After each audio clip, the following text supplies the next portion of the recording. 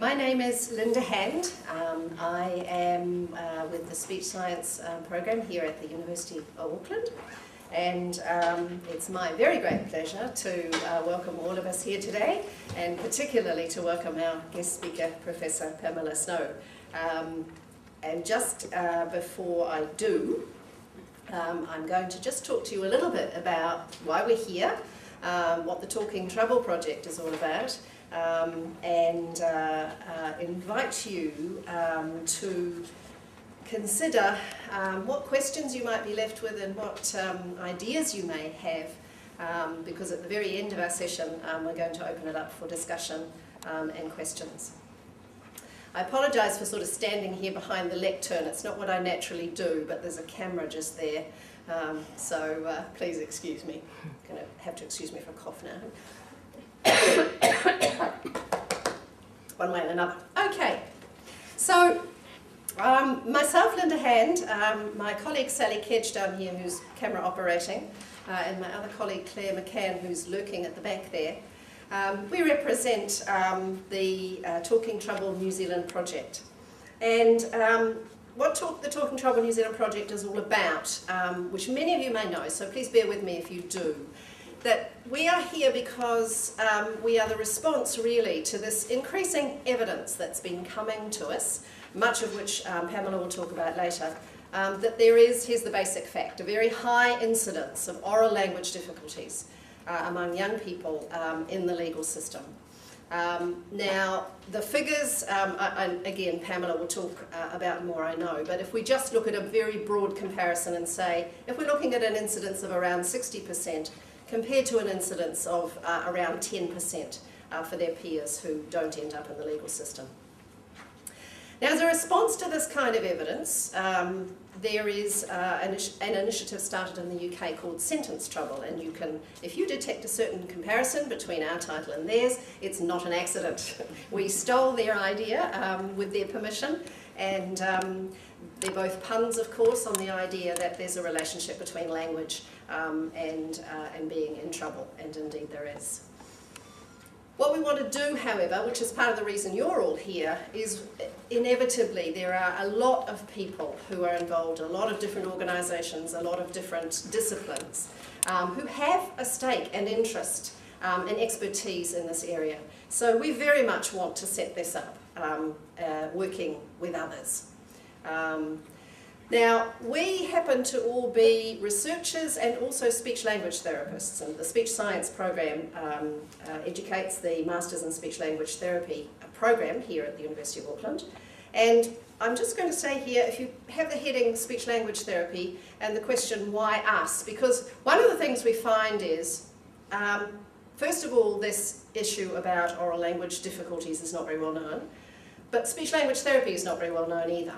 And the fact is that if you want expertise on the oral language system, how it develops, what its disorders are, and what to do about it, speech-language therapists are your friend. But it hasn't been that widely known, so hence the heading. There's a purpose to the heading. Now, there may also be a good reason for us being relatively unknown for this population, because up until fairly recently, I think it would be fair to say that when people thought about oral language disorders, they generally tend to think either of young children developing their language, say preschoolers or thereabouts, or the other population being older people who had acquired disorders such as from stroke or brain injury. But of more recent decades, there's become an increasing realisation that, as it says there, developmental oral language disorders have a nasty tendency not to go away. They have a nasty tendency to linger and to have ongoing repercussions for the people who have the problem and the people around them, and consequences for their lifetime, really, certainly for their ongoing life and happiness and success. And there's a good reason for that, and that's because oral language is a part of practically everything that we do. And we do kind of forget that. There's a lot of emphasis on language, on acquiring literacy and acquiring all kinds of other kinds of skills, but we tend to take oral language for granted. But I invite you to consider that everything we do has oral language attached to it. And everything we do requires us to understand, and often understand in depth and detail and complexity and subtlety, and also to express with exactly that same kind of depth of understanding, expression, subtlety, and so on. So it's very, very important, and it consequently has a big impact if there are problems. Part of that too, it's all right, you don't have to read this one. It's really there in some ways to confuse, because what it is saying is, look how complex oral language really is. There is so much involved in it, and that's the other thing that often happens. We forget how complex it is because we are so used to it and we take it so much for granted. It's also true that oral language is embedded in culture, and there are many ways that communication can vary by culture. And so one of the things that we have to do here in New Zealand, as Talking Trouble New Zealand, is to say, well, we've got some facts, and we've got some facts from overseas, and we've got an international push, and we've got a bunch of common understandings, but we also have our own unique situation, our own unique cultural situations, and what we do must bear those things in mind. So, oral language difficulties are not really well understood outside of speech-language therapy, and part of the reason for that is that they tend to be masked by other behaviours and other interpretations. So in other words, kids often appear to be things like, oh, I don't know, rude, forgetful, not paying attention, and there are many others, because it isn't that obvious. In fact, this is a lovely diagram from the Royal College of Speech-Language Therapy sorry, not a diagram, a picture, from the Royal College of Speech-Language Therapists in the UK. They call it their Boxes project, and as they say, if someone has a speech and language problem, it will never be this obvious. Be nice if it was, but in fact, there's very little that you can detect on the surface. However, oral language difficulties really do play a part in the trajectory that leads to young people being involved in the legal system, in what happens to them while they're in the legal system, and then what happens to them later. So we do see it as being a very central problem. This is just a few quotes that young people have come out with, which I think illustrate these kinds of problems that they themselves have experienced. And there are very many more that we could look at beyond these. Problem in New Zealand? There's no speech-language therapy input into this population. Now, that might sound as though we're doing really, really badly, but actually there hasn't been SLT input into this population anywhere much until quite recently. And this is partly why we have Pamela Snow with us today, because Australia is a place that has done more. The UK, as you can tell, has done more. So we intend to learn from them and not reinvent the wheel, and also develop what we need for ourselves.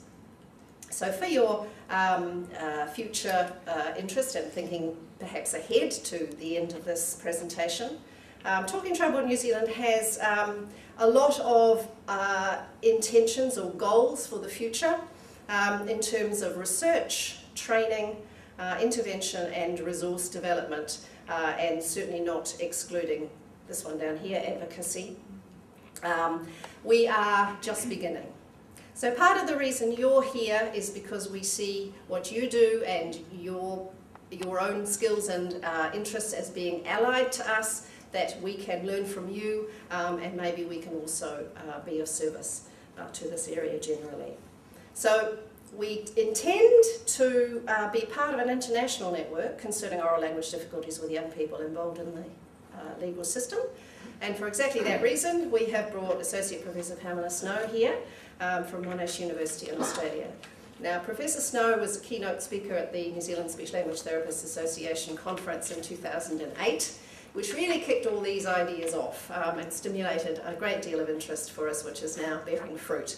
And so Pamela has to come and justify herself as a consequence. Pamela is an internationally known researcher and teacher, is in the medical faculty at Monash University, based in Bendigo. And there are a number of Pamela's publications available. There are were some available at the door. I'm not sure if they still are, but we can certainly let you have links to others. So with no further ado, it is my very great pleasure to welcome Professor Pamela Snow to the podium, and we are very much looking forward to your talk, Pamela. Welcome.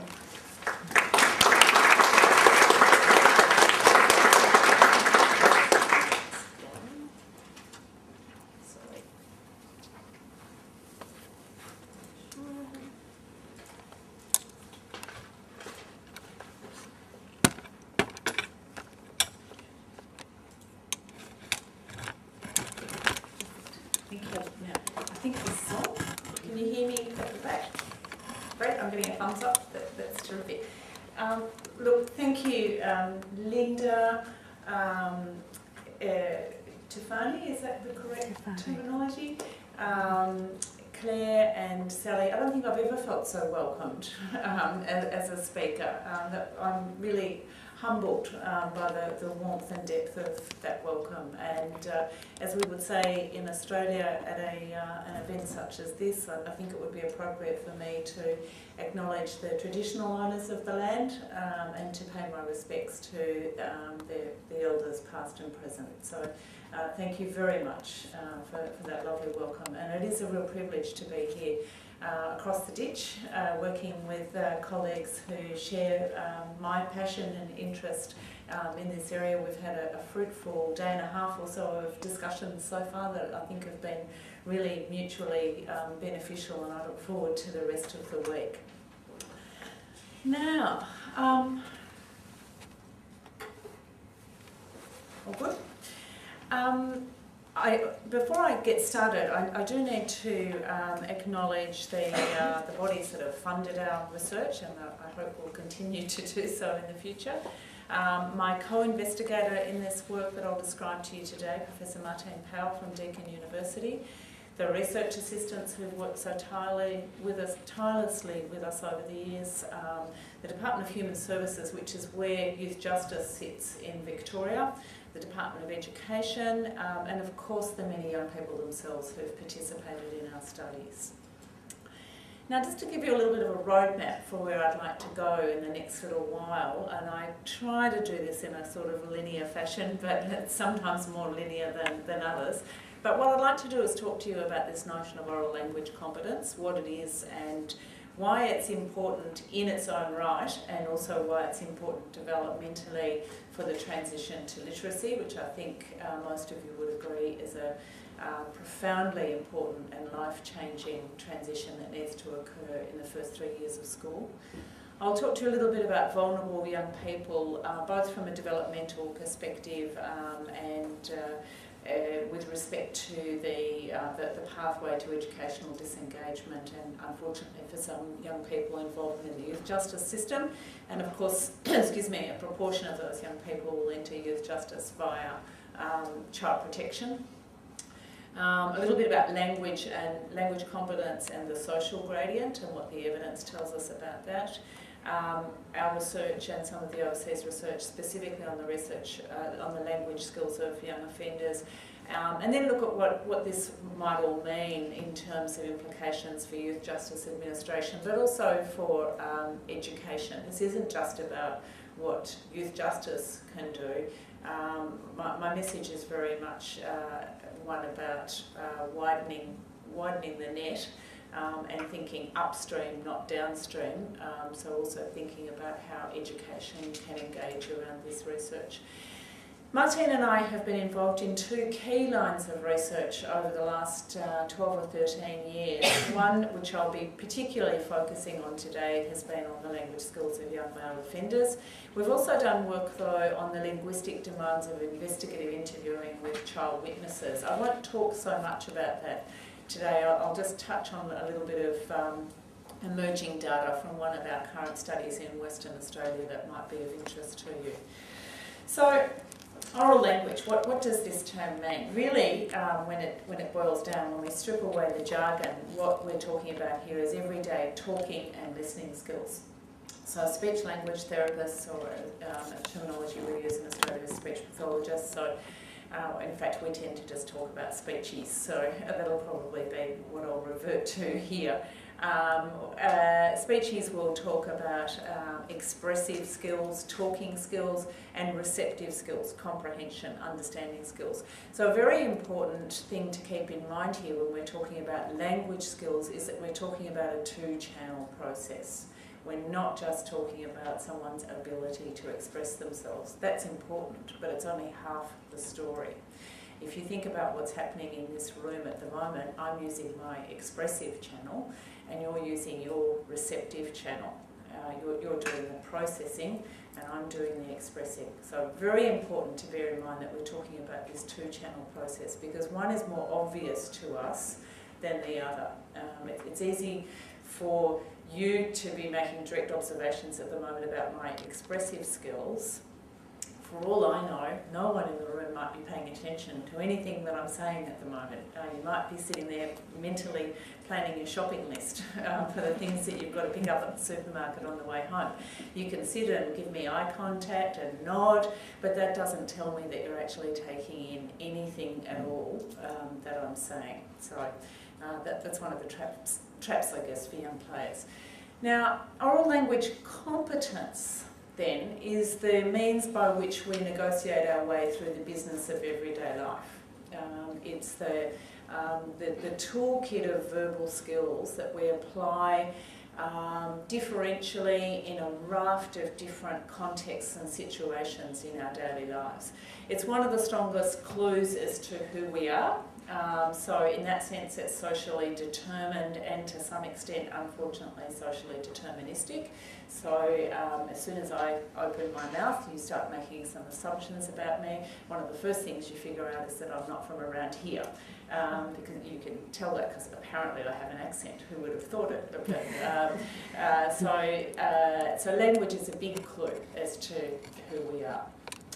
Language competence reflects a very wide range of developmental factors and experiences, and I always wish in these presentations that I had more time to really emphasise the importance of early secure attachment. I don't think we can overstate that enough, that the degree of emotional attunement and warmth in caregiver-child relationships really wraps around early language exposure and the acquisition of language. And it embeds in it the development of empathy and social cognition. So it's very, very difficult to disentangle those phenomena from each other. Some of you may recall from your undergraduate days studying the work of Lev Vygotsky, Russian developmental psychologist, who gave us the idea of scaffolding. This idea that parents provide the right amount of support in order to take children into the zone of proximal development, and as children move into the next zone, parents adjust the amount of scaffolding. Just as the scaffolding around a building site keeps that building safe while it's under construction. And that notion of scaffolding, I think, is a very powerful one for us when we think about language acquisition and the emotional, social, cognitive contexts in which we want children to acquire language. One of my colleagues at Monash, Professor Louise Newman, who's a developmental psychiatrist, uses a term that I really like just because I think it's so beautifully jargonistic, but and it's probably about the most unsexy description of parenting, but she describes parents as being external neurobiological regulators. And I mean, it just sounds so clunky, doesn't it? But when you think about it, that is the role of parents with infants and young children who can't regulate their own affective state. So it's the job of parents to tune in to how their children are feeling and to provide assistance with that affective regulation. And of course, a lot of that is done linguistically.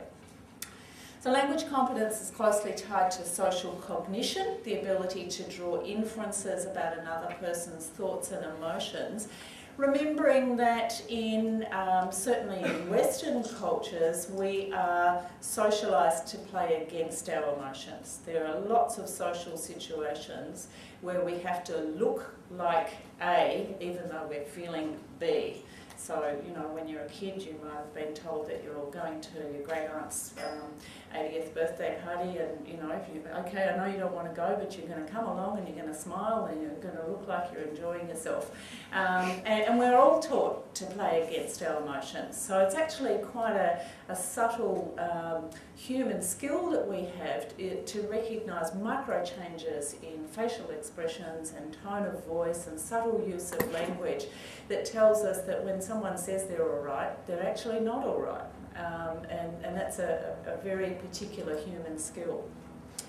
As children develop, we expect them to become more sophisticated in the way that they use language, and better at understanding and observing the cultural and social rules around language use. So whilst we'll have a good laugh about something terribly blunt and perhaps a bit embarrassing that a 4-year-old says in public, if that 4-year-old tries that again in 4 years' time when they're an 8-year-old, they might find that the reaction is quite different, because we expect them to understand that there are some things that you can think to yourself or you can make a private observation about afterwards, but that you might not blurt out in public. And all parents in the room will probably have some excruciating recollections of things that they're on. I certainly do, things that my children have said and done on the developmental pathway. As I'll show you in a moment, to be a competent language user, we need to be able to understand and use a range of linguistic devices that make everyday communication more interesting, but also more complex, particularly for people who have language difficulties. And it's really hard for me to overemphasise this enough, but I don't think you will go away from today not having heard this message. Language competence, talking and listening skills underpin the transition to literacy in the early years of school. Now, everyday communication would be boring indeed if we only ever said exactly what we mean. In fact, we spend a lot of our time when we're communicating with each other saying things that are quite different from what we actually mean. So there's a surface meaning and there's a deeper or intended meaning. Now, some of these linguistic devices operate at a more surface level. So a simile might be saying that something was as cold as ice. Well, you don't need to have a lot of world knowledge to know that ice is cold, and so if something is as cold as ice, then it was very cold. But if you asked me about one of my colleagues who you were going to come over and meet at Monash University, and I was to say to you, oh yeah, well he's all right, but he's a bit of a dark horse. Now, if you'd never heard that expression before, is that very helpful information to you? If you hadn't had social and cultural exposure to that way of using language, if you hadn't had scaffolding from your parents who recognised when someone used that kind of idiomatic expression with you that you didn't understand what it meant, so in context they immediately intercepted and said, oh, what Pam means when she says that is X, Y, Z. On the weekend, I was sitting at the kitchen table at home having a conversation with my younger daughter, who's nearly 24, and just entering the final stages of her university studies, and she's starting a new rotation as part of her studies this week, and I was suggesting that she do or not do something, I can't remember exactly now, and I said, oh, don't blot your copybook. And she looked at me and she said, what? And my husband looked up from whatever he was reading and said, that's a really old-fashioned expression, you know.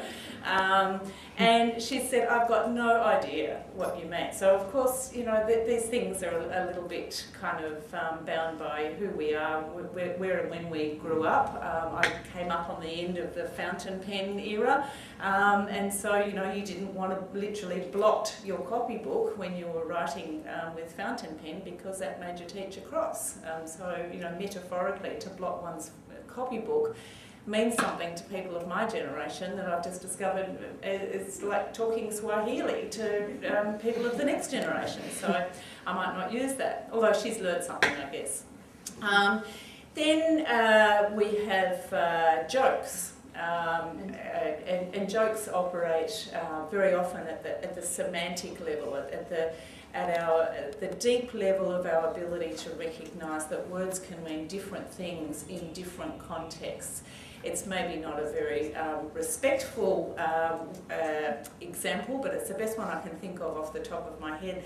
Last year, when Greece was going through its terrible economic strife, I heard someone on the radio say, what's the capital of Greece? About €5.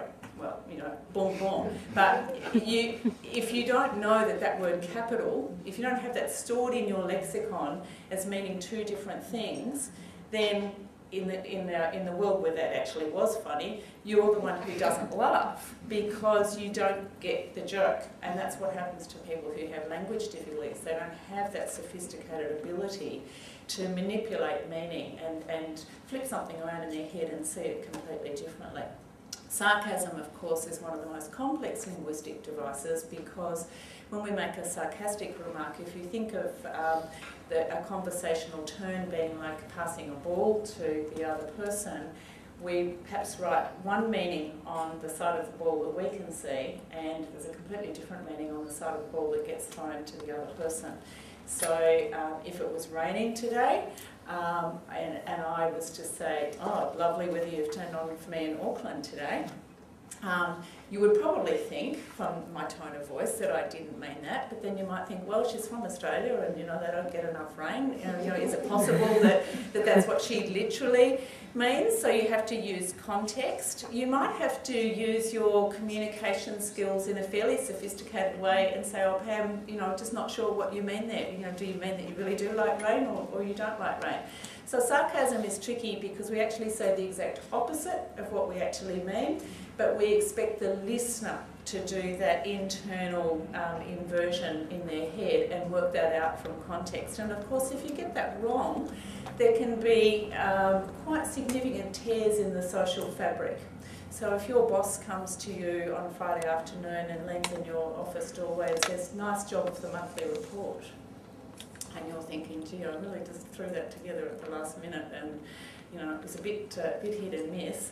Now, if that's all the boss says, that can be a little anxiety-provoking, can't it? Because you're not sure whether you're actually going to get away at 5 o'clock for your weekend and be anointed by the boss, or whether you're looking at staying back till all hours and gathering more data and putting it together properly.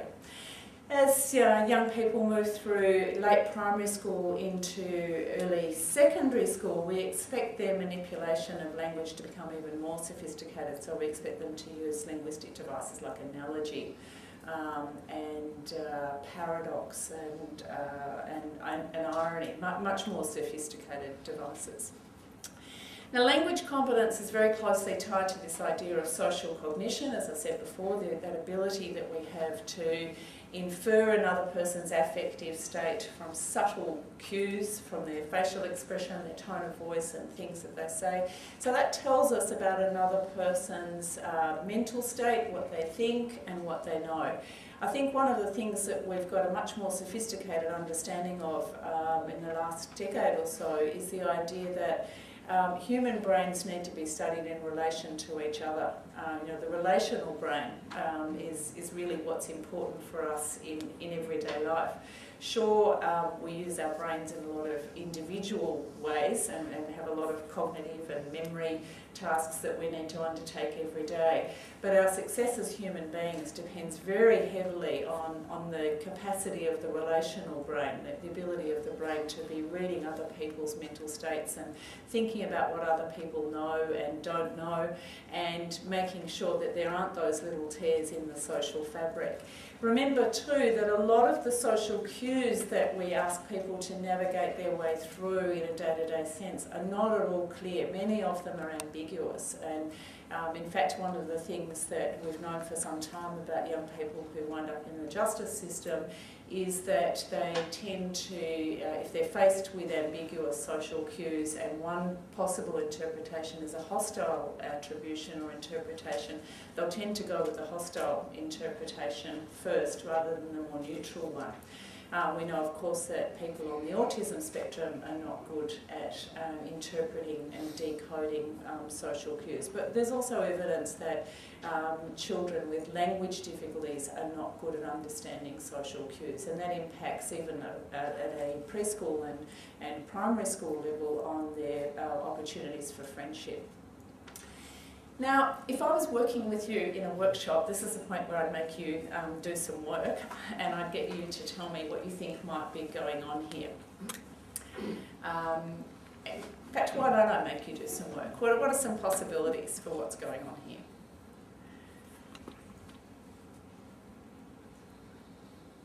I've struck you all mute. What might be happening? A conversation? Yeah? What problem? A problem? There might be a problem? Someone's talking, someone's looks like they're Attending? Listening? Yep. It's kind of a trick question because language is used for so many subtle but complex functions every day. If you look your way down those lists, and that's by no means an exhaustive list of the ways in which we use language, you can mentally check off some of the things you've already used your language skills for today. And the day's not over. You'll no doubt do a few more of those things before the day is out. Not only is it important to be able to use your language in a wide variety of ways, it's also important to be able to switch codes. So to recognise that the way that it's appropriate to communicate in one context will incur a social penalty if you apply that same set of communication behaviours in another context. So the way that I'm talking to you now is hopefully socially appropriate for this kind of context. It's probably pretty much what you were expecting when you came in here today. But when I get home on Friday night, and as Linda said, I live in Bendigo in central Victoria, so when I get home it'll be quite late. And I would hope or expect that my husband will say, so, how was your time in New Zealand? I won't say, well, look, you sit down there and I'll pull this lectern out and I'll give you a PowerPoint presentation. That would not be appropriate. It would not go down well. It wouldn't last long. It wouldn't be nearly as obliging as you're being. Because that's not contextually appropriate. He'll be hoping for something that's about 2 or 3 lines long, I suspect,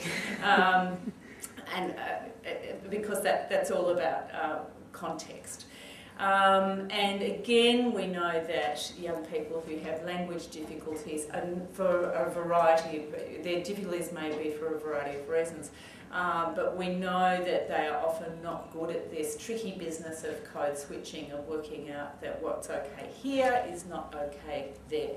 And all of us have probably had the experience of inferring a social rule by first breaking it.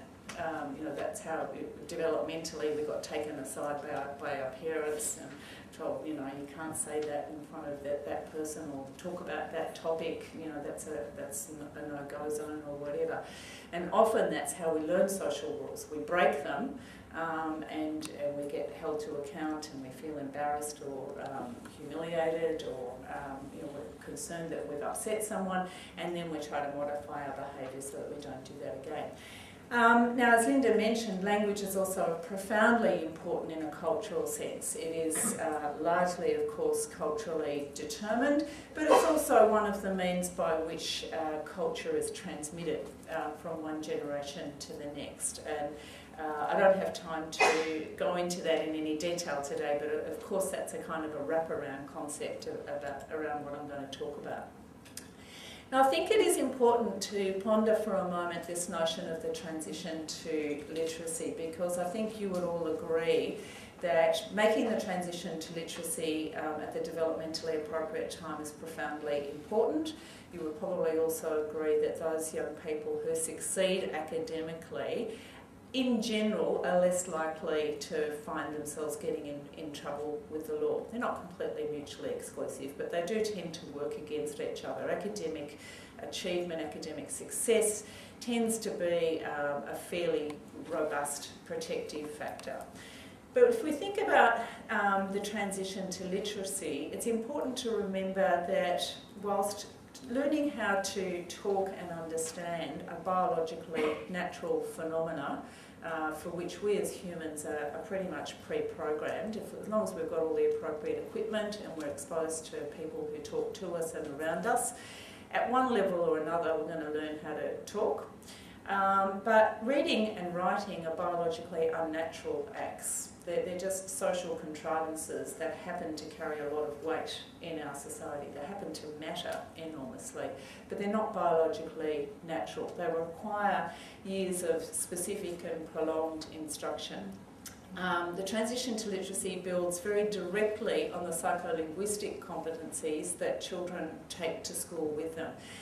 By that I mean children's knowledge of their language and how language works. And of course some children are going to school with more than one language system that they're untangling and getting on top of.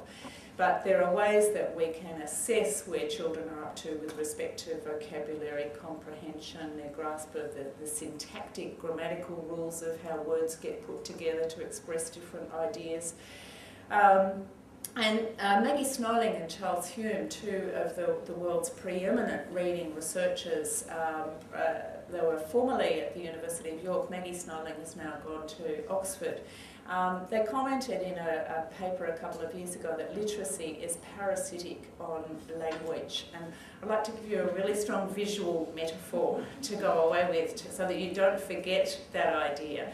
That literacy is something that can only get fat, can only grow and thrive on the back of the talking and listening skills that children arrive at school with and then are further developed in those early years of school. So making the transition to literacy is good because it promotes academic achievement, it promotes attachment and retention at school, and it's good for positive self-esteem. So in that sense, it's an important protective factor, the transition to literacy. But if we peel that onion, we're going to find underneath the transition to literacy is oral language skills. That's really the kernel that has to be present before children can make the transition to literacy. There's also a profoundly important transition that occurs, certainly in our education system in Australia, and I suspect in yours as well. After 3 years of formal school instruction, the first 3 years are about learning to read. After that, when children come back for their 4th year of formal schooling, some of them must be quite surprised and I suspect dismayed and a little confused to find that now it's all about reading to learn. It's not about learning to read anymore. The teacher's not devoting a huge amount of time to specific instruction on decoding and comprehending text. Now it's about using your emergent literacy skills across the curriculum. And it never surprises me, although I continue to think that this is a sad observation, but when I talk to audiences of primary school teachers, they often say to me, this is when the problem boys really make their presence felt in the classroom, when they haven't mastered the learning to read piece, but now they're being expected to read to learn. And so when you can't oblige that social contract in the classroom, what else have you got? You've got disruptive behaviour, you've got inattentive behaviour, you've got conduct difficulties. So that's an important message from the reading literature. The other notion that I think is really important here is a biblical reference, the Matthew effect, to the idea that the rich get richer and the poor get poorer. So what this graph shows is that the children who enter school with well-developed foundational oral language skills, talking and listening skills, vocabulary, narrative skills, ability to talk and enjoy rhyme and song, what we call phonemic awareness, that understanding that parts of words can be segmented and blended. Children who arrive at school with those skills all well developed are ready to take off and make the transition to literacy. Ironically, those children have their oral language skills further enhanced by their initial exposure to new words via text. text. And the biggest clue to the fact that that happens is when they mispronounce words, when they say them aloud for the first time. And they'll throw a word into their conversation, and parents will look at them and say, what did you say? And it's because they've only seen that, they've only encountered that word as a printed word, they haven't actually heard it before. But they're getting this additional add-on benefit of having their vocabulary strengthened through their exposure to text. With the children who enter school with poorly developed language skills, and these are children who don't start school mute, in some ways it might be beneficial to them if they did, and I know that's a mischievous and provocative thing to say, but we as the adults would notice that, but we don't notice the children who enter school with the basics of everyday kind of conversational scripts. But they just fall further and further behind relative to their achieving peers. Now, if you were going to build a house, I don't think you would start with the walls, and you most certainly wouldn't start with the roof. You would recognise that you have to start with the foundations.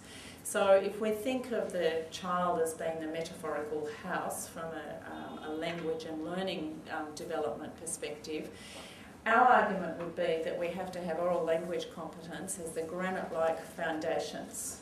Then we can think about the walls, and you can see that the walls aren't just sitting on top of the foundations, they're embedded within the foundations. The walls on one side can be the transition to literacy, because as you've seen, our oral language competence is the driver for the transition to literacy. The walls on the other side could be the development of pro-social skills, which equip the child with the ability to form and maintain relationships with others. Profoundly important for mental health and well-being across all stages of life. Then we can think about the roof of the house being academic achievement, social engagement, and marketable employment skills. We'd want all young people to exit school with all of those, wouldn't we? We need to recognise, though, that the nature of first world countries is that the workforce is changing, the type of work that's available is changing. We were talking earlier today about those things that I hate, and I imagine that you've got them here too, those automated self-checkout things in supermarkets. Now, I can see that they have a role to play, and I can understand why supermarkets have gone down that path. But when you think about this from a workforce perspective, they create employment at the high end, the IT, tertiary educated end, where people design, install, maintain that computer-based technology, and they take away employment at the unskilled end of the social spectrum for people who perhaps haven't completed secondary school but can work very ably and competently in that role. So that's a challenge for us. It's an ironic side effect of our technological success, I guess, that we're making it harder for people with less well-developed academic skills and educational achievements to actually break into the workforce. But we know that being at work is so profoundly important for self-esteem and not being outside the margins of society.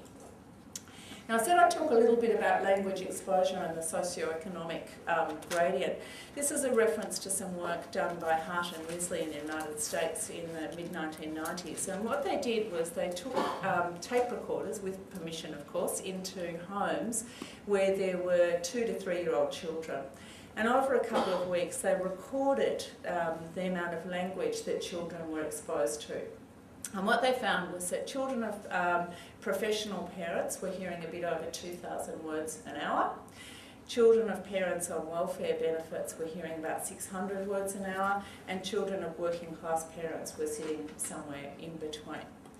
Now, this research was important to Martine and I for a number of reasons, not least of which because when we think about young people who end up in the youth justice system, we know, of course, that they tend to come from the lower end of the socioeconomic spectrum. So we know that that means that they're starting off from a position of disadvantage at the outset with respect to just the amount of language that they're exposed to.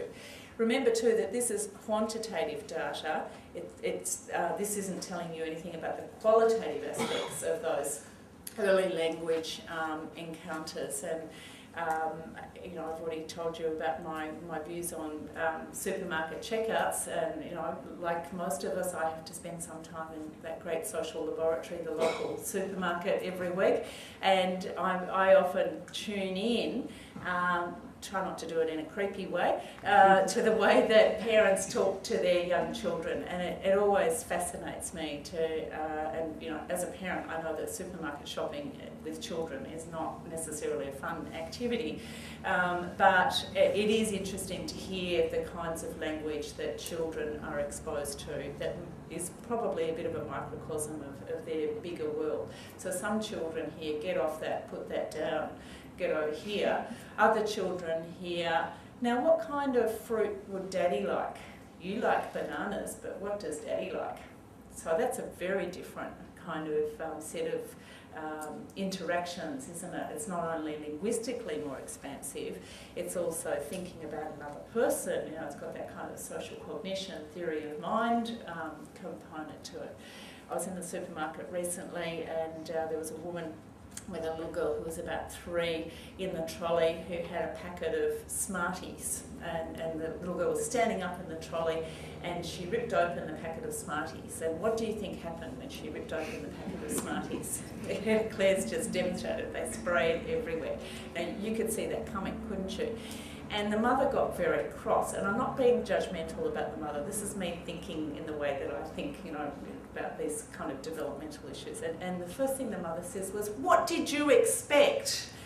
And I was so tempted, I didn't say anything, I was very good, to say she can't expect anything. You know, she's not able to expect. You know, she's cognitively not able to say, well, you know, I'd better be careful about how I open these, because based on my previous experience, you know, they've sprayed everywhere. So, you know, there are lots of advantages, I guess, to having parents who are more cognitively and linguistically able, because that means that they're better able to tune into the child's world, to tune in developmentally to where children are at. Now, what this means in terms of when these children enter school is that the children of professional parents have something like a 30 million word advantage. Again, that's just quantitatively. That's not a qualitative difference, that's just a quantitative difference. So pretty hard for any, now in Victoria we talk about prep teachers because prep's the first year of school. What's your first year of school here? New entrant. New entrant or year 1. Year 1, okay. Pretty hard for a year 1 teacher to level out that kind of discrepancy. I think you would agree. One of the nice things about the Hart and Risley work, though, was that they didn't just look cross-sectionally at these children, they followed them up and looked at them halfway through their elementary or primary school years. And not surprisingly, they found that when they were aged 9 and 10, that there were strong links between their early language exposure and how they were going academically. So, you might be wondering what all this has to do with young people in the youth justice system. I think if I was to get you to list off factors that were risks for engagement in the youth justice system, you would probably fairly readily come up with most of the things on this list. All of these things are overrepresented in youth justice statistics.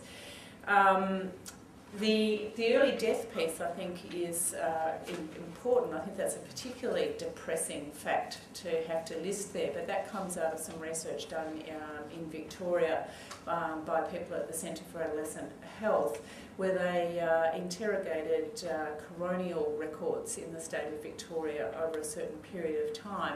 And what they found was that if you're a young male offender in the state of Victoria, that you're 9 times more likely than a non-offending male to die before the age of 21.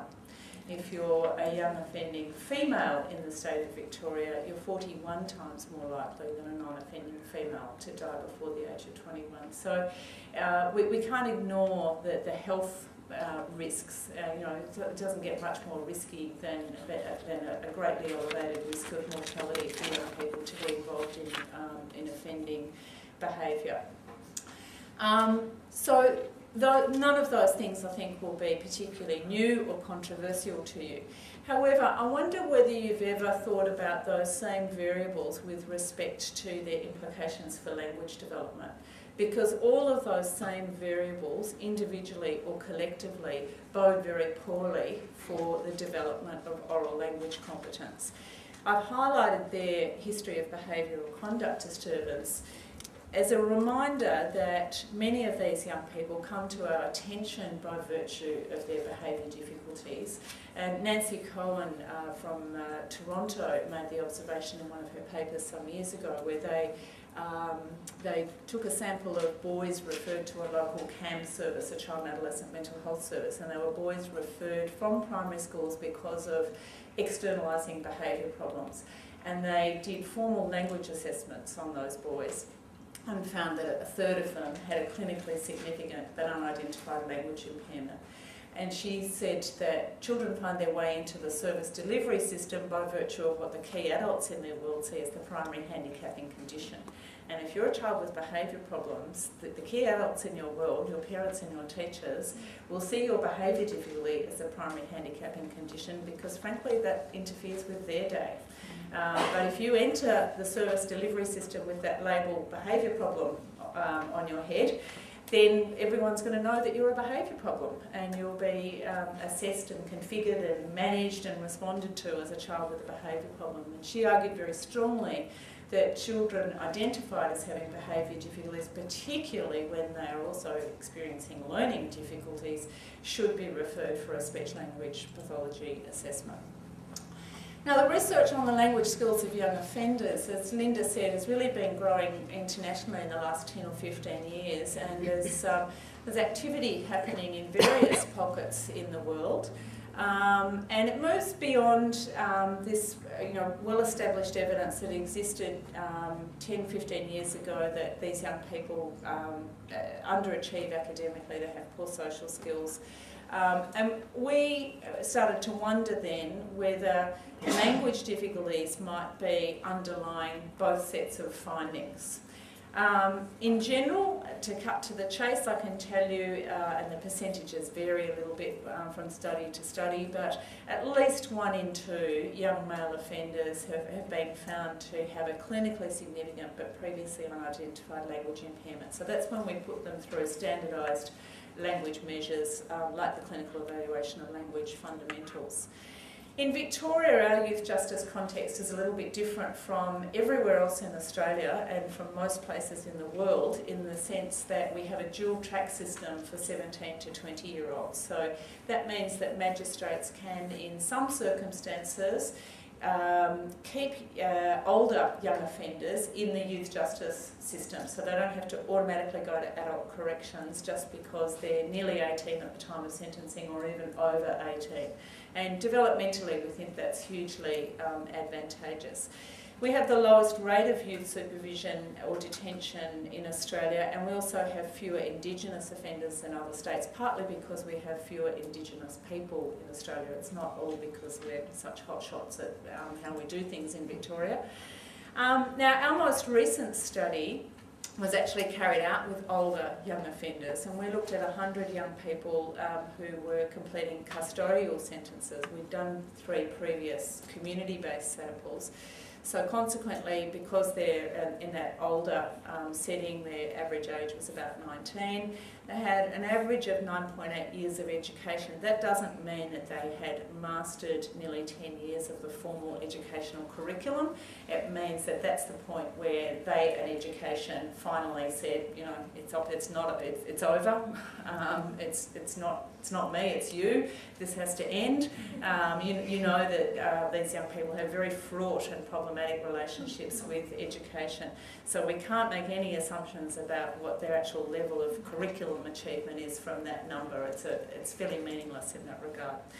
I won't spend a lot of time telling you all about our measures. I'm happy to go into detail for anyone who wants to hear that, but we had a fairly comprehensive raft of language measures, non-verbal IQ, mental health, data on offending type and severity, and history of out-of-home care placement. In a nutshell, this study confirmed that 50% of young offenders had a clinically significant but previously unidentified language impairment. It's important to say, though, that we used a very conservative cut-off in that study, and it's arguable that we were too conservative. We said they had to score 1.5 standard deviations below the mean on 2 standardised measures. If we'd made it 1, the figure would have been about 68%. They had fairly flat language profiles, so it's across all expressive and receptive domains, so we couldn't look at their language profiles and say, well, you know, they're relatively better at this but pretty poor at that. It was just a pretty flat profile. The problems weren't accounted for on the basis of low IQ or mental health problems.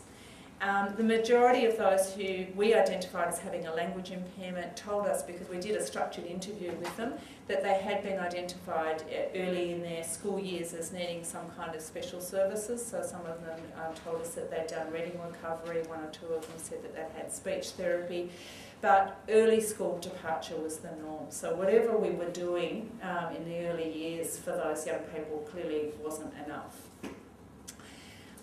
In the young people who had been in out-of-home care, so who Child Protection Services had actually had to remove from the care of their family, 2/3 were identified as having a language impairment, so there seems to be some additional risk trajectory associated with that level of contact with the child protection system.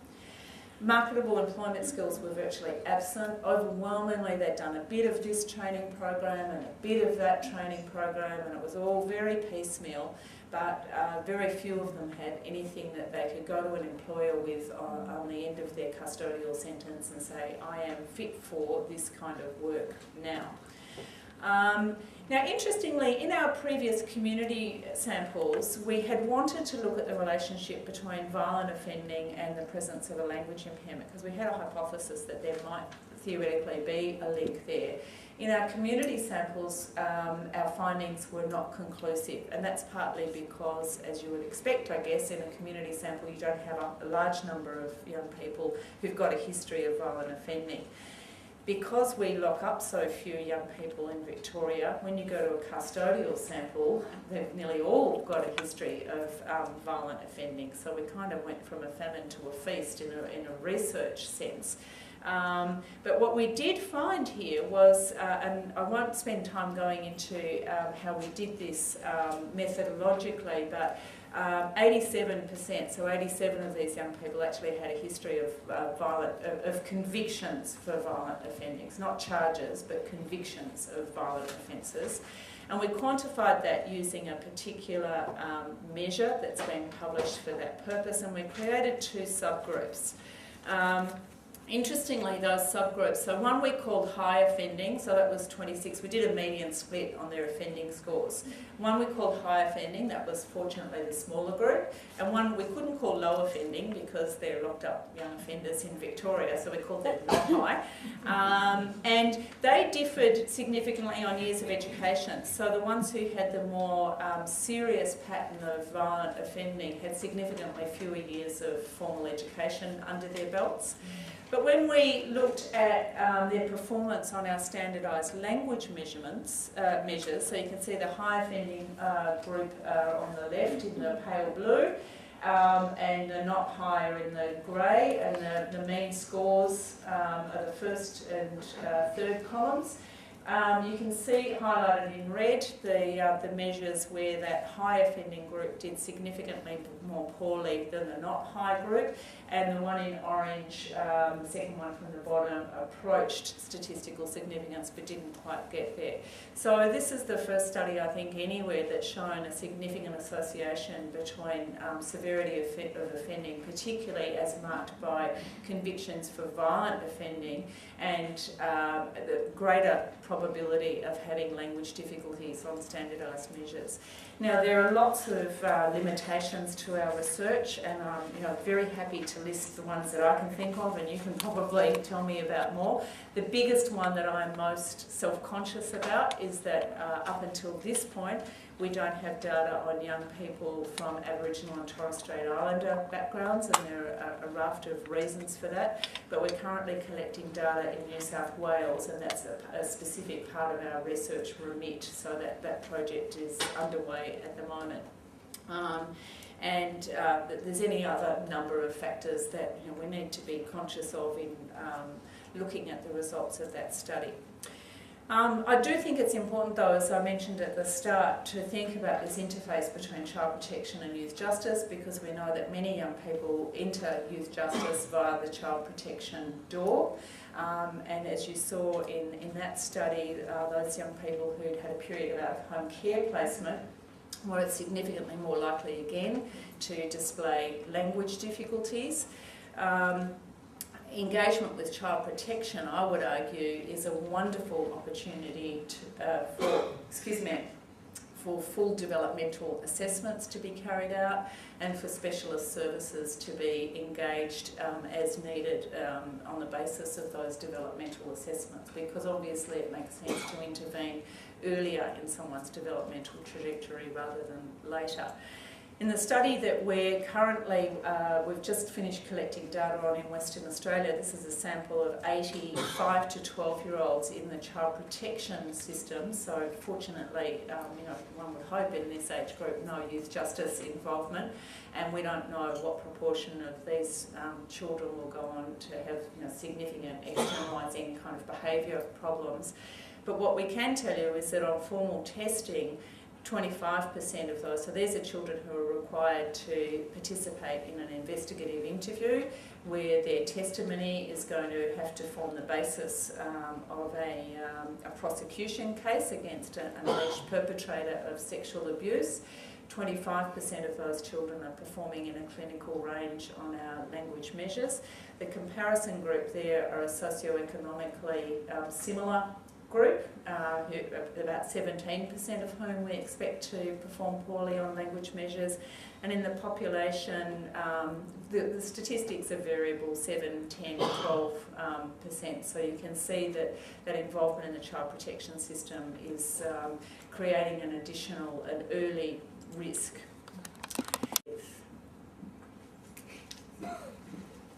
I've got some ideas, but audiences always give me creative responses to this one. I think because this our based on our daily lives, our conversation every day, when we talk and to each other, it's just like you breathe out and breathe in. Yeah. Yes, yeah. Breathe out, breathe in, Yep. I think that's what like that. It's as natural as breathing out and breathing in everyday life. That's lovely. Thank you. Any other? We can't talk or listen without language. You can't learn from each other. Yep. Yeah. Without language. Absolutely. So it's a form of oxygen, in a sense, isn't it? Language is a form of oxygen. Any other? Communicate. But we can't just. Well, it's very difficult to communicate without language. Yes, we can, but yes, yeah. Yeah, I mean, it's interesting, isn't it? As a human species, we developed it pretty early. So yes, it's very difficult to communicate without language. In fact, it's very difficult to even think without language. You might think that, I can go a day without my language skills, but you can't, because you use your language skills to plan and mediate and regulate and organise yourself. Your inner speech is language. When do you become conscious of air quality? When it's not good. And I think something similar happens with language, doesn't it? We think about language and language competence when something goes wrong in an interpersonal exchange. When someone reacts in a way that we weren't expecting them to react, or misunderstands something and a situation escalates and people become upset or aggressive or agitated. So it's one of those things that's kind of there in the background until something goes wrong with it, and then we become acutely conscious of it. So, scratching our heads then, what does all this mean? What are some implications of this? Well, we've talked in our publications about implications for early intervention for these so-called high-risk boys, especially where we've got that combination of behaviour disturbance and learning difficulties. So I think they're a group for whom we need to really focus on strengthening educational attachment. We'll all benefit if those young people feel better about being at school, achieve better at school, stay longer at school, and go away with more of what school has to offer. There's implications for forensic interviewing, coping with a police interview, understanding court processes, understanding bail conditions. How many young people breach bail simply because they didn't understand the terms that were explained to them in that highly stressful situation of court, and formal cautions, for example. Restorative justice conferencing, family group conferencing. Now, I'm very conscious when I talk in New Zealand that I'm coming to the land that gifted family group conferencing to the world, and what a phenomenal gift it has been and continues to be, and a very important development further along the path from more adversarial approaches to justice administration with young people. Punitive approaches don't work. They have kind of tabloid appeal, but they don't actually work very well. But restorative conferencing is a highly verbal, high-stakes interchange. So we're taking young people, 1 in 2 of whom at least have a significant but unidentified language impairment, and putting them in a highly verbal conversational exchange where we're asking them to say authentic things, to appear authentic and genuine to their victims. A lot hinges, and to read emotional cues in that situation. And I think this is a question that remains on the table. We just don't know to what extent language difficulties may potentially hinder that process, and mean that some victims go away not feeling that they've heard what they wanted to hear. And that's the subject of some research that I'm just getting involved with at the moment. What does it mean for young people once they're in the system? Well, as I mentioned earlier, I think there's a good argument for developmental assessments of children in the child protection system and trying to change the trajectories of those children. When we talk about counselling approaches like cognitive behaviour therapy, solution-focused therapy, interpersonal therapy, all those wonderful evidence-based interventions, we sometimes collectively refer to them as talking therapies. So again, we're trying to help a group of verbally challenged young people via a verbal medium. We take a verbally mediated intervention and try and gift it to people with limited verbal skills. So another question that sits on the table. So specific programs such as anger management, sex offender treatment programs may need some modifications around their language demand. What's then for literacy programs with young people in the justice system? There's a young people who didn't make the transition to literacy the first time round. In many cases we now realise because they had an unidentified language impairment. Why are they going to make the transition to literacy via direct literacy instruction when they're 15 or 16? They've still got their underlying language impairment, but they've now got all these negative baked-on attitudes about learning and education, and low self-esteem around learning and education and everything attached to it. So this suggests to us that we might need to rethink approaches to literacy instruction and go in via the language path, which is what we're starting to do at the Parkville Youth Justice Centre in Melbourne, where a speech pathologist has recently been employed full-time and embedded within the educational program there to, as much as anything else, help teachers to understand the verbal demands of a normal classroom environment. I guess it's important to remember that children who have language deficits or impairments or disabilities, whatever terminology we want to use, turn into adolescents who still have language impairments, deficits, disabilities, but by then they probably also have some tricky mental health and behavioural issues which will be much more obvious to us. And these adolescents ultimately turn into adults who then just kind of disappear into the wider population. The Industry Skills Council of Australia published a report a couple of years ago called No More Excuses, where they observed that something like 7 million people in the workforce in Australia, and we only have a population, I mean, I know it's much bigger than your population, but our population is about 23 million. So they were saying that 7 million Australians don't have the language and literacy and numeracy skills to fully participate at work. how can we be a first world nation and competitive in international markets if 7 million of us are falling under the mark with respect to language and literacy? And of course, those people turn up in other places, in mental health services and in housing and drug and alcohol services and so forth.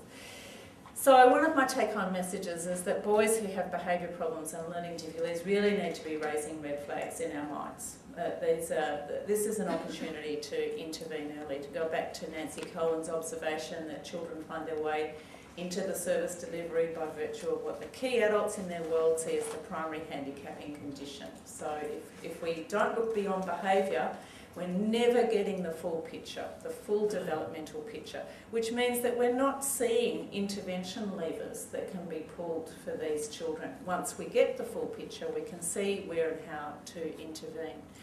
We need to remember that behaviour problems in children and adolescents are not developmentally normal. These are serious mental health issues. Whether you loathe or love the DSM, and I'm sure you've heard as much about DSM-5 here as we have and the rest of the world has, mental health problems such as externalising conduct, oppositional defiant disorder are in the DSM because they're regarded as serious psychiatric problems in children. They're not developmentally normal. It's not normal for 8-year-olds to be kicking and biting and behaving in all kinds of other antisocial ways, lighting fires and so forth. They are markers of serious mental health problems. Behaviour problems often mask skill deficits. Behaviour problems are often a way of communicating skill deficits to us. But they often also blindside the adults and that child's world. We see the behaviour problem and that makes us, angry, anxious, distracted or whatever, but we need to look beyond behaviour and say what else is happening developmentally for this young person. Because the bottom line, I guess, is that language problems are invisible. These young people don't have a barcode on their forehead that goes off when they walk into the room to tell us all that there's an invisible but pervasive deficit present in this young person. Instead, language difficulties masquerade as a raft of other things that create further disadvantage for these young people. So language problems can be interpreted as rudeness or poor motivation, disengagement, disinterest. You've all seen the kind of monosyllabic, yep, no, kind of responses, the shoulder shrugs, the sitting looking at the floor, maybe drawing an arc with their shoe in front of them, anything really to get out of this excruciatingly uncomfortable performance context where they know that they just don't have the verbal skills to perform. A little bit like us, perhaps, when we travel to a foreign country and they don't speak English and we don't speak much of their language. We're pretty minimalist too, I would suggest to you, because we don't want to cause embarrassment or offence. We just want to kind of say the bare minimum to get through that stressful social exchange. There's the possibility, of course, of suggestibility and acquiescence, and we need to remember that young people who we see at one point in time as offenders are likely to turn up in the justice system on other days as witnesses or as victims. So they don't just wear a single hat in their passage through the justice system. So there's always the possibility that, again, in order to extricate themselves from this excruciating exchange, that they will acquiesce, that they'll agree with propositions that are put to them, because that seems to be the response demands of that particular situation. Someone in authority is putting a proposition to them in a forceful way, and so it would seem here that the right thing to do is to agree with it, even if I don't fully understand it. And of course the biggest risk is that we won't think of language at all. This is a provocative quote. It was written by Rod Morgan in 2007. He was at the time the chair of the UK Youth Justice Board, and he said it may be too much to say that if we reformed our schools we would have no need of prisons, but if we better engaged our children and young people in education we would almost certainly have less need of prisons. Effective crime prevention has arguably more to do with education than sentencing policy. It's a pretty profound observation, I think. When I talk to audiences of teachers, I say to them, well, when you're next out socially and someone asks you what you do, you can puff yourself up and say, I work in crime prevention. Because as a teacher, you do work in crime prevention. When education engages young people and makes them feel good about themselves and helps them to achieve, of course that has a preventative, beneficial effect, not just for that young person, but for the wider community. Just very briefly, I want to mention a little bit of what we know about the maturation of the human brain. When I was an undergraduate speech pathology student, which admittedly was kind of back when dinosaurs were roaming the earth, we were taught that the human brain finishes maturing around the age of 18. Now, anyone here who's got adolescents in their family, that would actually be pretty distressing news, wouldn't it? To think that 18's as good as it gets. You know, you'd be thinking, gee, I'd be hoping for a bit more, actually. Now, the flawed thinking there was that the human skeleton stops growing at around the age of 18, so the skull might not get any bigger. But of course, what's happening at a microscopic level in terms of the sculpting of neural pathways, and in particular the myelination, so the forming of the insulation sheath around nerve fibres that makes everything happen faster. The last area of the brain that gets the benefit of that myelination process is the prefrontal regions, the most front parts of the brain that are involved in planning, organising, regulating oneself, curbing impulsivity. Why do we have laws? I imagine you have similar laws here. In Victoria, we've got quite stringent laws, for example, about the number of peer-age passengers that probationary drivers can have in the car with them. Because young people do their most stupid things when they've got other young people, peers, around them. So we have laws now that say you can only have one peer-age passenger while you're on your P plates, your probationary licence. Then similarly, they have to have 0 blood alcohol.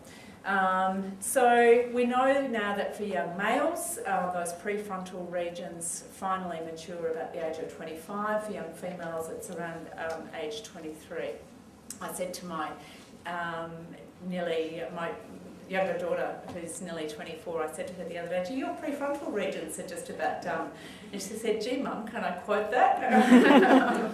Well, maybe not, but we know better than we've ever known before that alcohol is a neurotoxin in the developing brain. So we have very good developmental reasons to try and delay initiation into alcohol use and particularly misuse. And we know, of course, that there are long-lasting neurobiological effects of early trauma experiences, whether direct or vicarious, and that trauma experiences do kind of write themselves into the early neurobiological architecture, but that doesn't mean that we can't sculpt other pathways through our interventions. And I was saying to some people that we were talking to this morning, it might seem like a strange term, but I think we need to take this evidence about the maturation of the human brain and the fact that those prefrontal regions aren't done until the mid-20s and be aggressively optimistic. So when we're dealing with 15 and 16-year-olds, the last thing we should be doing is giving up. We should be thinking about the kind of neural pathways that we want our interventions to be sculpting into those still immature brains, because there's another decade of myelination still to occur. So ultimately, this is what this work is about. It's about trying to alter trajectories, trying to stop that young person who's got behaviour and learning difficulties from ending up being this much more difficult to work with young person that you see on the right. But that young person on the right is someone who we shouldn't be giving up on. We should be really thinking creatively and applying evidence around how to still alter that young person's trajectory. It's still very early in their life. Linda mentioned the sentence trouble resource, and I think you're incredibly fortunate to have a group here in New Zealand who've gone and created talking trouble. We've done some project work in Melbourne around applying speech pathology interventions in youth justice settings, but we don't have anything like sentence trouble or talking trouble. So we'll be really wanting to watch with great interest what's happening here in New Zealand. So you are incredibly fortunate to have colleagues who've picked up this work and are wanting to translate it into something meaningful for your young people in your cultural context in New Zealand. Now, there's a couple of final slides that I'm not going to go over. I told Linda that I would make these slides available for anyone who would like a copy. I like to end with some kind of suggestions about things that people can actually employ in their work. So they're there. We've published quite a bit out of this work. Very happy to supply copies of those papers, and of course very happy to take questions. So thank you for your attention.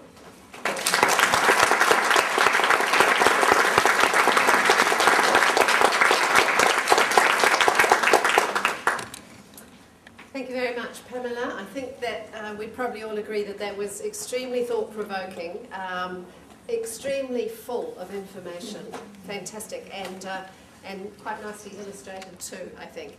At this point of the proceedings, well, first of all, perhaps we'll just ask, does anyone have any questions directly for Pamela from that presentation?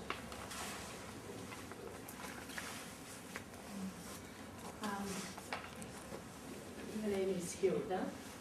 I work for Auckland, Oklahoma, and Campbell. I'm a therapist.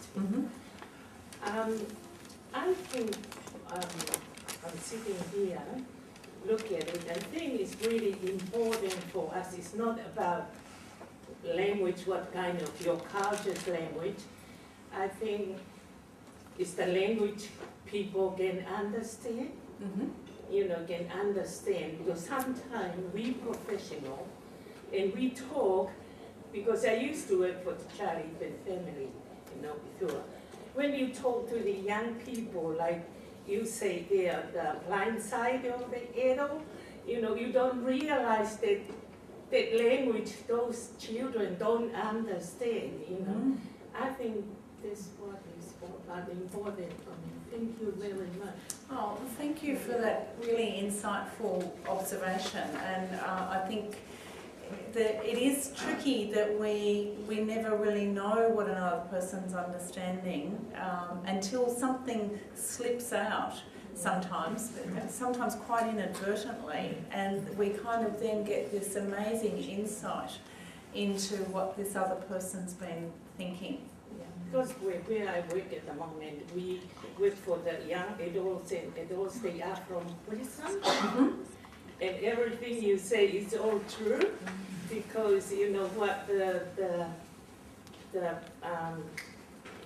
English, UK, whatever the man on the report, he said about education is more important than sentencing.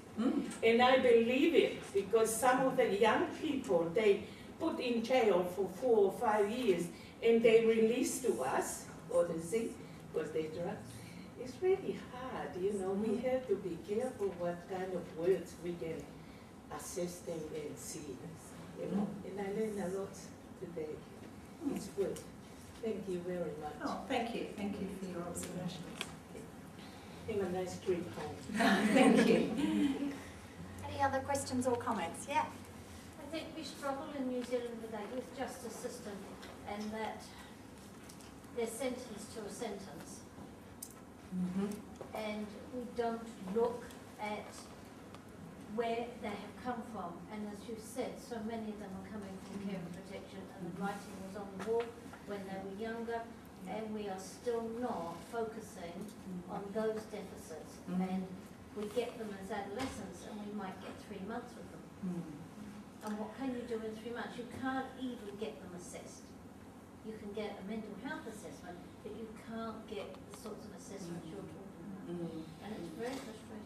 And we're in a very similar boat in Australia. I don't think we're looking at the implementation side of this any better or any differently, and I guess that's where the message is a little bit tricky, because so strongly I want to say let's be much more assertive and better coordinated early on in the developmental period, but by the same token that's not an excuse for giving up in adolescence, where it's just all much harder. But yes, we have those kind of cross-sectional opportunities for a brief period of time, so how are we going to maximise that opportunity? Yeah. There was someone in the front here and then you in the back, yes. Kia ora, Pamela. My name's Alison Cleland. I work at the University Law Faculty. I just wanted to introduce myself, really just to say, first of all, some of the work that you're doing is particularly important because you may be aware that our youth court judges in Auckland have introduced an intensive monitoring group. Some of you will know about that, where they're trying to keep these young people and using the brain science. And our principal youth court judge, Andrew Beacock, is very interested in this, and I think we'll be able to hopefully use some of your work to try to persuade, for exactly the reason you were saying, to get that money into these services, to keep the young people here. Because what we're hearing is that some of these young people are then beginning to offend when their graduation out of the intensive monitoring groups coming up, because they don't want to leave, because they want that support. So, you know, there could be no clearer predictability, message. safety, security. No clearer message. So I really just wanted to say that a lot of us who are interested in the youth justice issue, and particularly who know that the messages are coming through, but haven't got the services, will be able to use some of this work. Thank you, Alison. To develop some of these policies. And I have met with Andrew Beecroft a couple of times, and I have to say he's a great supporter of this work and a great friend of sentence trouble and of talking trouble. Absolutely. Thank you. Thank you. Yes. Yes, I just wanted to say I work for Child Youth and Family Services, and in the last 2 years we've begun to have educational and health assessments done for all children who are going to a family group conference or who are coming into care. And so the outcomes of that, of course, is going to be some time down the track. Indeed. But one of the things that it's highlighted to me is us looking more carefully at the educational assessments to ensure that we are in fact following up where we've got children, you know, with specific learning difficulties. Right. Thank you. I can't remember your name. Hi, my name is Michelle. I'm from Community Health, and we do realise that with a lot of our clients that do come in to mental health services and to rehab have lower IQ or lower literacy skills, but we don't have any ability or anywhere that we can have that assessment done. If we as workers recognise that, we try and encourage them to improve their language skills, but it's very difficult to get them motivated to do that. Sure, and I think in the short term, probably the message that we need to get out there is to have mental health practitioners thinking about this group as being probably people who don't have verbal skills that other clinical groups might have. You know, all the research that's done on, say, cognitive behaviour therapy, it's all beautiful, validated research, but it's not done on really tricky populations like youth offenders. So perhaps the message in the first instance is for practitioners to think about ways that they can modify their interventions, given that we don't have the capacity and resources at this point in time to give everybody formal assessment and therapy services, but there are ways that we can reconfigure the way that we deliver our services and reducing the verbal load, looking at the complexity of printed materials, so that the modifications in the first instance can happen perhaps at the practitioner level.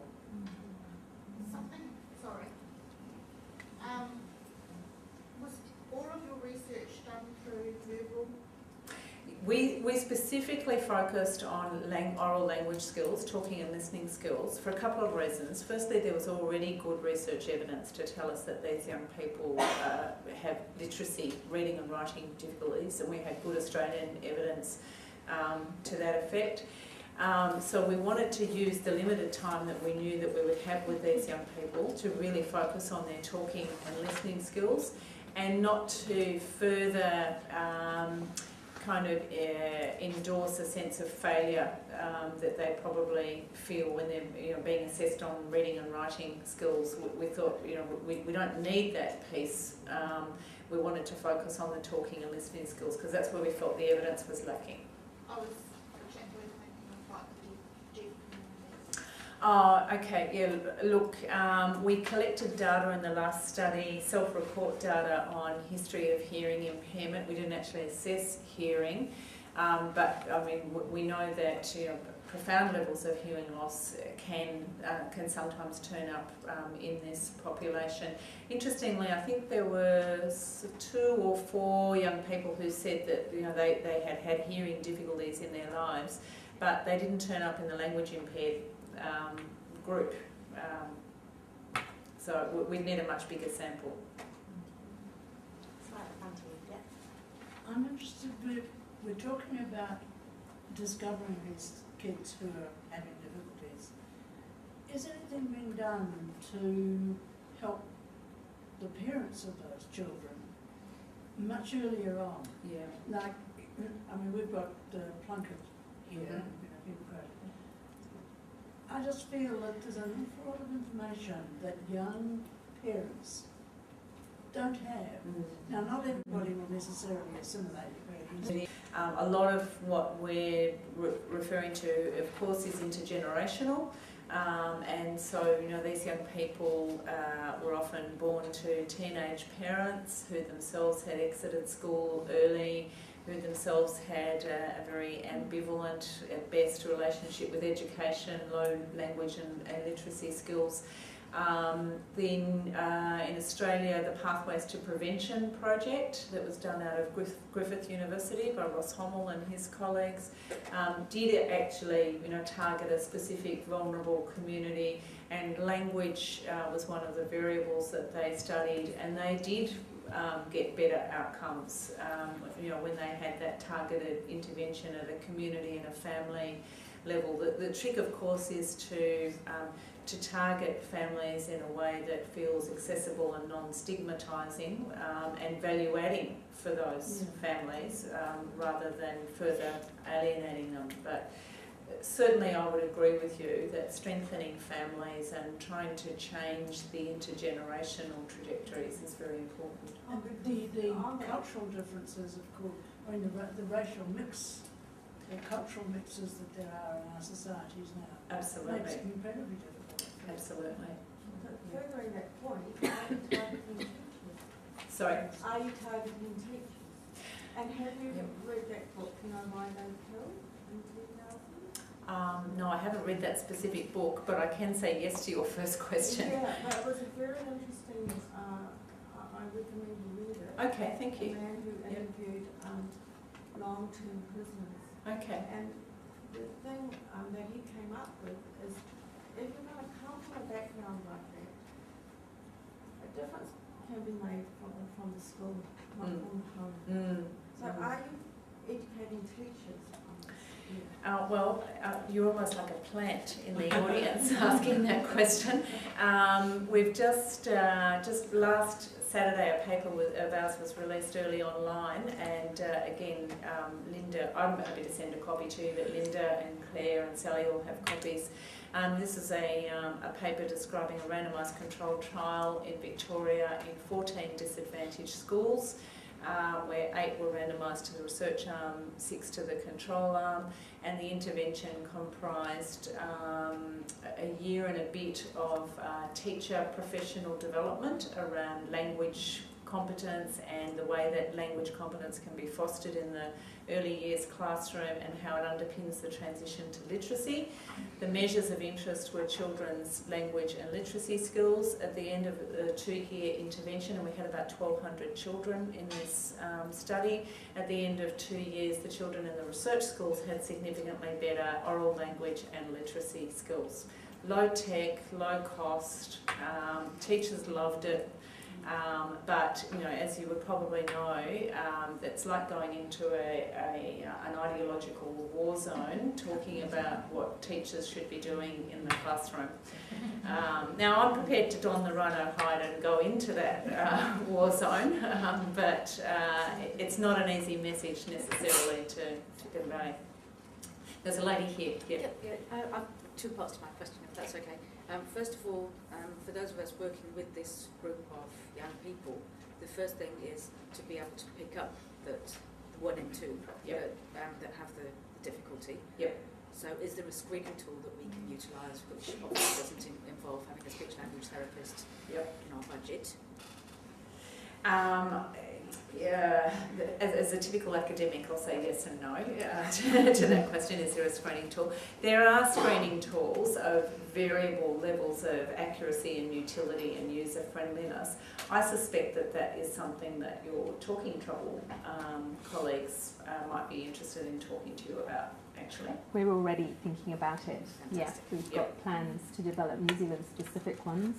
And we've got postgraduate students who want to do that and will be doing it. In the meantime, because it's at least 1 in 2, it would be fair to assume for every young person that you interact with that there's going to be some level of difficulties with comprehension, with expression. Apply the one-to-many kind of principle, but I take your point that it would be beneficial to be actually identifying the ones who are more vulnerable. So assuming once you've identified them, you can actually do something to intervene and change the trajectory. Given that most of our interventions are talking therapies, therefore all that money that's going into those talking therapies in 1 and 2 situations is wasted. Maybe. Possibly. We don't know that. Where would we be better, or what sort of interventions would we be better introducing to these? Okay. And the question, if anyone didn't hear it at the back, was where would we be better investing resources if these, talking therapies might not be so efficacious? I think at one level we need to help practitioners to modify those talking therapies, because we don't want to have a situation where young people don't receive the services that they need simply because they're deemed to be unsuitable for that kind of service. So that wouldn't be a positive outcome of this research. However, I do think there's a strong argument for employing speech-language therapists who can carry out these assessments, who can provide secondary consultation to legal practitioners, justice, welfare staff, as well as where necessary, providing some one-to-one interventions. And this is really where the field is at. We are poised now at the point of having to contribute to the what works literature. We've described the problem enough. Now we've got to say, okay, what works? Yeah, that's right. And there's a language problems, as Linda said. Speech language therapists are language specialists, communication specialists. So we need to be bringing in the specialist practitioners. And at Parkville Youth Justice Centre in Melbourne, they just cannot get enough of Laura, the speech pathologist. She's just kind of pulled in every direction at the moment, which is not good for her. But they recognise that she's such an amazing resource to them.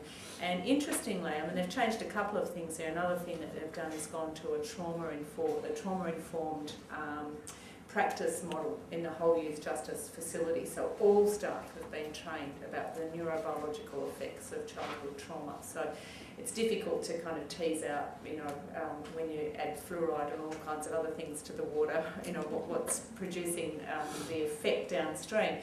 But there has, in the last 12 months, been a dramatic reduction of critical incidents at the Parkville Youth Justice Centre. I've seen the data, and it's really dramatic. So Just since Laura's been working there. Well, since Laura's been there, and they've trained their staff around trauma-informed practice. So the staff, instead of, kind of reacting and responding at the surface level of the behaviour, are understanding those behaviours in a trauma kind of framework. So there's a lot of things changing simultaneously. I'm going to stop you there, Pam, and if only you knew just how spot on you were. We've had lots of debates, particularly in Hamilton, around fluoridation being in the water. Spot on with that one. You can't take it out once it's in, I can tell you that. I've tried, okay. but it's back in. I get the very delightful task of actually thanking Pamela for spending so much time with us this week, and particularly this afternoon for her talk. We've got a small gift for you, which I don't want to get in front of the camera to go and get it, so I'll go around the back. Is it contraband and you don't want it to be on the camera?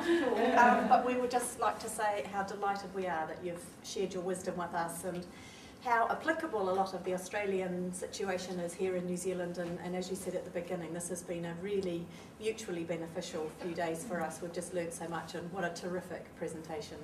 Touched every button, I think, and certainly looking at the group of people who've come this afternoon really piqued some interest for a lot of people. So thank you very much. We are extremely grateful to you. Thank you. Obviously there's a little bit of time now for people to stay and have something to eat and drink, and to ask Pamela some more questions. If we haven't got your name and you'd like to join our mailing list, obviously let us know, and we would be delighted to have you. But yeah, most importantly, thank you so much. Oh, thank you.